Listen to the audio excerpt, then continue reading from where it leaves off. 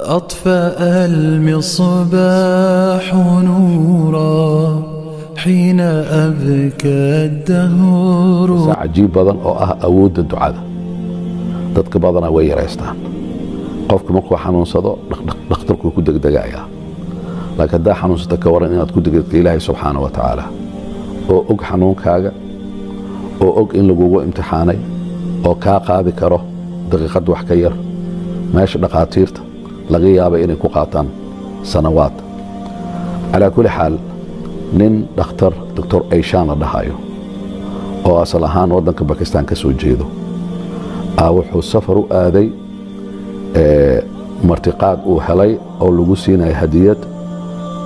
dawo uu soo saaray cudurada kamid ah marka wuxuu hore u soo qaatay qalabkiisii iyo dawadiisii oo boorso uu ku wata diyaaradu soo koray diyaaradii intii iyadoo marayso degmo kamid ah degmooyinkii waxaa dhacday diyaaradii hal injina ka halaabay waxay qasab noqotay بايلوتku u sheegay inuu dejinayo si khatar weyn imaan karto kaga hortago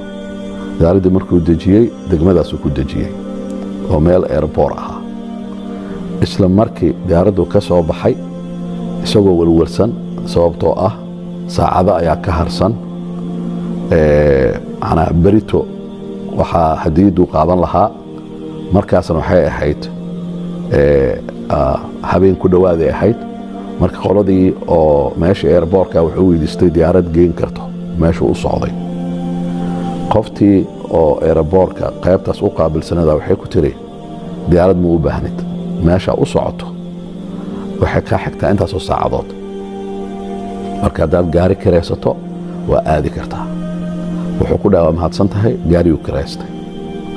markaas kadib gaarigii intuu saarnaa oo uu wadaayay waxaa soo da'ay roob xoog badan adduunka ilaaha maamulo diyaaraddaasi injinkeeda ilaaha sababay inay meeshaasi ku istaagto oo la soo dejiyo haddana hadaladan uu dhex marayo dhan xukunka ilaaha socdo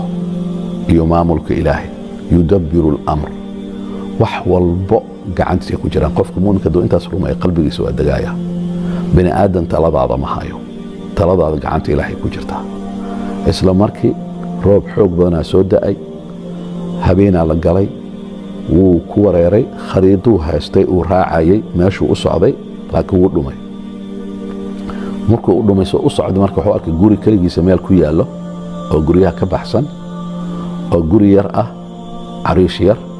oo wax faynuus u eg ka daaran guriguu yimid marka wuu dhumay muxuu rabaa in uu helo dad xaga meeshii markuu soo galay guriguu soo galay albaabkii garaacay hooyo waayeelaa waxay dhahday waa soo geli kartaa albaabku waa furan yahay albaabkii ku soo galay waxaan arkay hooyo waayeel iyo waxaan arkay sariir ag taalo hooyada waaweel markaasi waa tasbiixsanaysay digri akhrinaysay saasuu dhahay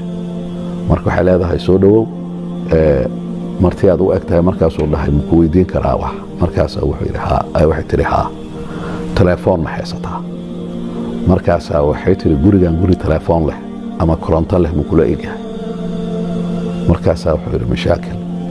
markaas tiri isdeji fariiso shaaha yaalo shaah cab naso roob badana waa da'ayaa raashiinna waa yaallaa markaasaa wuxuu yidhi shaahii iyo raashiinkii ii keentay kursiga isaga noqotay wardiyay sii waday wardiyay akhrinaysaa iyo duco waa istaagaysaa waa tukanaysaa gacantii kor u taagaysaa markaasaa markii oo ay dhammaysatay waxaan dhahay waxa ku agjiifo maxay yihiin waxay dhahday ilmo yar waaye xanuunkaasaa ku dhacay wax daweeyo xanuunkaasi ma jiraan waxaa la ii sheegay dhakhtar la yidhaahdo Dr. Aishan in xanuunkan dawadiisa uu helay laakiin wuu iga fog yahay kow waa yeelaan ahay laba hooyadiisa iyo aabihiisa way dhinteen waa agoon lacagna ma haysto xitaa haddaan meesha aadi lahaa marka halkaana ilaahay waxaan weydiistay in dawada wiilka ilaahay subxaanahu wa tacaala uu na siiyo wuu ooyey marka waxay dhahday maxaa u ooynaysaa waxay dhahay cudurka wuxuu dhahay cudurka aad sheegtay aniga waaye dhakhtarka dawadiisa helay doctor Aishan aniga waaye diyaarad ducadaada iyo digrigaaga ee khilwada aa gashay diyaaradu ilaahay u soo leexiyay ilaahay subxaanahu wa tacaala wuxuu amray inaan soo qaato gaari ilaahay wuxuu amray roob iyo gugac iyo mugdi xoog badan oo aan ku dhamay ilaahay wuxuu amray inaan gurigaan aan ku soo leexdo ducadaada awoodeeda raba inaan kuu sheego intaas kaliya maaha boorso waxaan wataa oo tusaalooyin daawooyinkaan ku soo qaaday markaas kadib dhakhtarkii wuu orday baabuurkuu aaday boorsiisuu soo qaatay wiilkii meeshuu ku daweeyey wabilaahi towfiiq wasalaamu calaykum